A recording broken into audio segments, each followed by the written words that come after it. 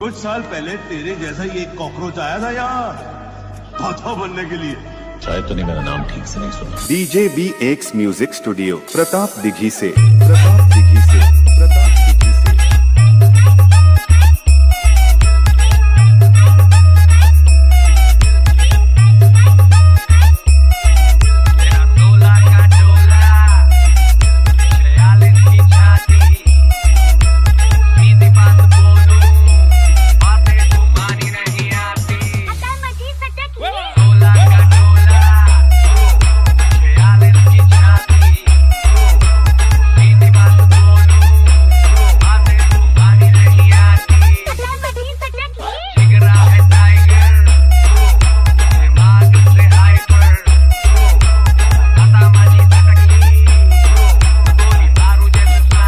तूने अपने को मारा था ना?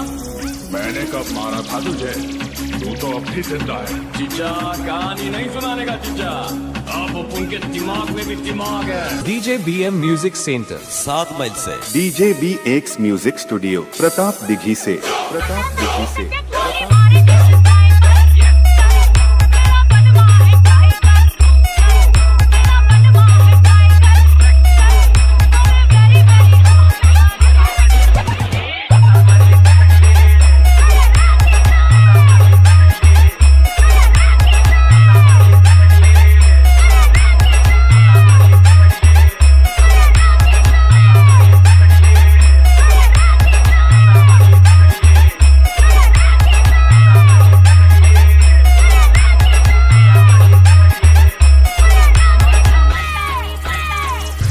बताया मैं कौन हूँ? DJ BM म्यूजिक सेंटर 7 मील से। DJ BX music studio Pratap Dighi से प्रताप दिघी से।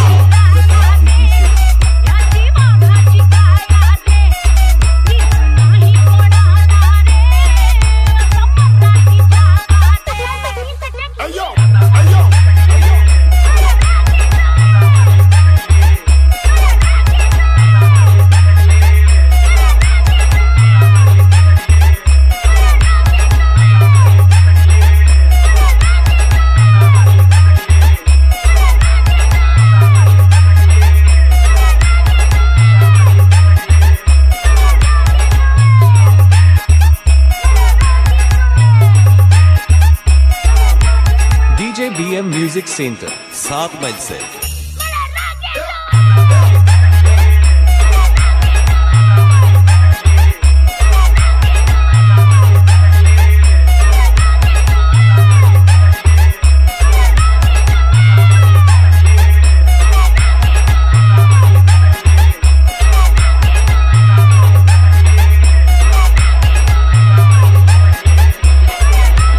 DJ BM music centre